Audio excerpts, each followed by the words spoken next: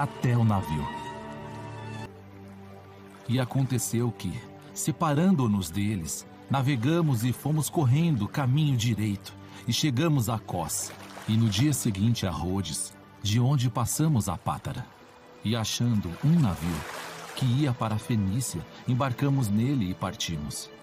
E indo já à vista de Chipre, deixando-a à esquerda, navegamos para a Síria e chegamos a Tiro, porque o navio havia de descarregar ali sua carga. E achando discípulos, ficamos ali 7 dias. E eles, pelo Espírito, diziam a Paulo que não subisse a Jerusalém. E havendo passado ali aqueles dias, saímos e seguimos nosso caminho, acompanhando-nos todos, com suas mulheres e filhos, até fora da cidade. E postos de joelhos na praia, oramos. E despedindo-nos uns dos outros, subimos ao navio. E eles voltaram para suas casas. E nós, concluída a navegação de Tiro, viemos a Ptolemaida. E havendo saudado os irmãos, ficamos com eles um dia. E no dia seguinte, partindo dali Paulo, e nós que com ele estávamos, chegamos a Cesareia. E entrando em casa de Filipe, o evangelista, que era um dos 7, ficamos com ele. E tinha este 4 filhas virgens que profetizavam. E demorando-nos ali por muitos dias, chegou da Judéia um profeta, por nome Ágabo, e vindo ter conosco, tomou a cinta de Paulo, e ligando-se os seus próprios pés e mãos, disse: Isto diz o Espírito Santo: assim ligarão os judeus em Jerusalém o homem de quem é esta cinta, e o entregarão nas mãos dos gentios. E ouvindo nós isto, rogamos-lhe, tanto nós como os que eram daquele lugar, que não subisse a Jerusalém. Mas Paulo respondeu: Que fazei vós, chorando e magoando o meu coração? Porque eu estou pronto não só a ser ligado, mas ainda a morrer em Jerusalém pelo nome do Senhor Jesus. E como não podíamos convencê-lo, nos aquietamos, dizendo: faça-se a vontade do Senhor. E depois daqueles dias, havendo feito os nossos preparativos, subimos a Jerusalém. E foram também conosco alguns discípulos de Cesareia, levando consigo um certo Minason, Cíprio, discípulo antigo, com quem havíamos de hospedar-nos. E logo que chegamos a Jerusalém, os irmãos nos receberam de muito boa vontade. E no dia seguinte, Paulo entrou conosco em casa de Tiago, e todos os anciãos vieram ali. E havendo-o saudado, contou-lhes por miúdo o que por seu ministério Deus fizera entre os gentios. E ouvindo eles, glorificaram ao Senhor e disseram-lhe: Bem vês, irmão, quantos milhares de judeus há que creem, e todos são zeladores da lei. E já acerca de ti foram informados de que ensinas todos os judeus que estão entre os gentios a apartarem-se de Moisés, dizendo que não devem circuncidar seus filhos, nem andar segundo o costume da lei. Que faremos, pois? Em todo caso, é necessário que a multidão se ajunte, porque terão ouvido que já és vindo.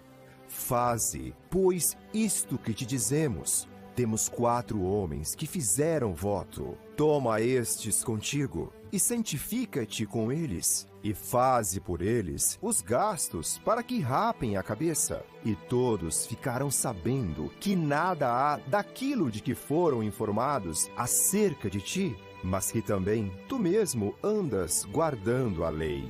Todavia, quanto aos que creem dos gentios, já nós havemos escrito e achado por bem que nada disto observem, mas que só se guardem do que se sacrifica aos ídolos, e do sangue, e do sufocado e da fornicação. Então Paulo, tomando consigo aqueles homens, entrou no dia seguinte no templo, já santificado com eles, anunciando serem já cumpridos os dias da purificação. E ficou ali até se oferecer por cada um deles a oferta. E quando os 7 dias estavam quase a terminar, os judeus da Ásia, vendo-o no templo, alvoroçaram todo o povo e lançaram mão dele, clamando: Homens israelitas, acudi. Este é o homem que por todas as partes ensina a todos contra o povo e contra a lei e contra este lugar. E demais disto, introduziu também no templo os gregos e profanou este santo lugar. Porque antes tinham visto com ele na cidade a Trófimo de Éfeso, o qual pensavam que Paulo introduzira no templo. E alvoroçou-se toda a cidade, e houve grande concurso de povo. E pegando Paulo, o arrastaram para fora do templo, e logo as portas se fecharam. E procurando eles matá-lo, chegou ao tribuno da coorte o aviso de que Jerusalém estava toda em confusão, o qual, tomando logo consigo soldados e centuriões, correu para eles. E quando viram o tribuno e os soldados, cessaram de ferir a Paulo. Então, aproximando-se o tribuno, o prendeu e o mandou atar com 2 cadeias, e lhe perguntou quem era e o que tinha feito. E na multidão uns clamavam de uma maneira, outros de outra. Mas como nada podia saber ao certo, por causa do alvoroço, mandou conduzi-lo para a fortaleza. E sucedeu que, chegando às escadas, os soldados tiveram de lhe pegar por causa da violência da multidão, porque a multidão do povo seguia, clamando: Mata-o! Mata-o! E quando iam a introduzir Paulo na fortaleza, disse Paulo ao tribuno: É-me permitido dizer-te alguma coisa?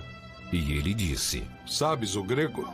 Não és tu, porventura, aquele egípcio que antes destes dias fez uma sedição e levou ao deserto 4.000 salteadores?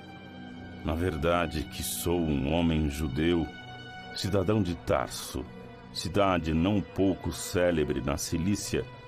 Rogo-te, porém, que me permitas falar ao povo. E havendo-lhe permitido, Paulo, pondo-se em pé nas escadas, fez sinal com a mão ao povo. E feito grande silêncio, falou-lhes em língua hebraica, dizendo: